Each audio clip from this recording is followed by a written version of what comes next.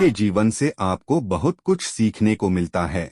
हमेशा प्रयत्न करते रहना, कभी शांत न बैठना और अपने लक्ष्य को बिना रुकावट के प्राप्त करना आदि लक्षण हमें बास से सीखने को मिलते हैं, जो आपको अपने जीवन में जरूर उतारनी चाहिए।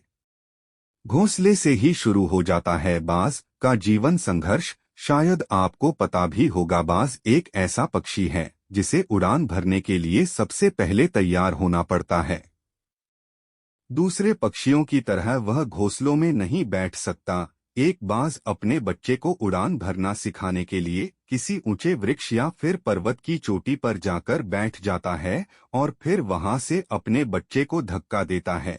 इस वक्त बाज का बच्चा उड़ने के लिए बिल्कुल नया और अनजान होता है। जब बाज अपने बच्चे को ऊपर से गिराता है तो पहली बार बाज का बच्चा अपने पंखों को खोलता है। उड़ान भरना नहीं आता, लेकिन फिर भी अपनी पूरी जी जान लगा देता है सुरक्षित जमीन पर उतरने के लिए। इससे हमें एक सीख मिलती है कि जब बाज का एक नन्हा सा बच्चा अपने बचाव के लिए इतना कुछ कर सकता है तो फिर हम क्या कुछ नहीं कर सकते। अंत में आकर बाज का बच्चा 2-3 बार गुलाटी खाकर और अपने पंखों को मजबूती से फैलाकर हल्की हल्की उड़ान भरना सीख जाता है। उसकी ट्रेनिंग इसी तरह 5 से 10 दिनों के लिए जारी रहती है। लगातार प्रयत्न करते रहने से अंत में बाज का बच्चा उड़ना सीख जाता है। अब वह अपने पंखों से इस खुले आसमान को नापने के लिए तैयार है।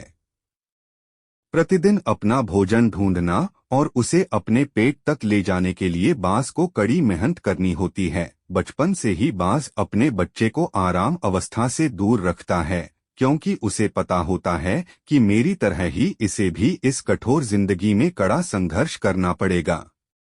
धीरे धीरे बाज का बच्चा बड़ा होता है। जैसे जैसे वो बड़ा होता जाता है, उसके पंख और भी ज्यादा मजबूत और चोंच पहले से ज्यादा नुकीली और तेज हो जाती है। इस समय वह ऐसा हो जाता है कि अगर वह किसी जानवर को अपने पंजे और अपनी चोंच के दम पर फाड़ कर रख सकता है। बाज की इस नवयौवन से हमें सीखने को मिलता है कि अगर हम अपनी जवानी में अपने लक्ष्य को पाने की कोशिश करते हैं तो हम किसी भी हालत में अपने लक्ष्य को आसानी से प्राप्त कर पाते हैं, क्योंकि इस वक्त हमारे अंदर काफी ज्यादा हिम्मत, जोश और हठ होता है।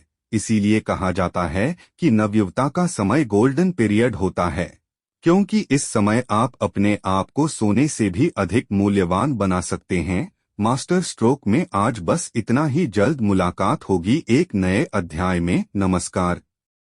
चैनल को लाइक करें, कमेंट करें और सब्सक्राइब कर शेयर करें। धन्यवाद।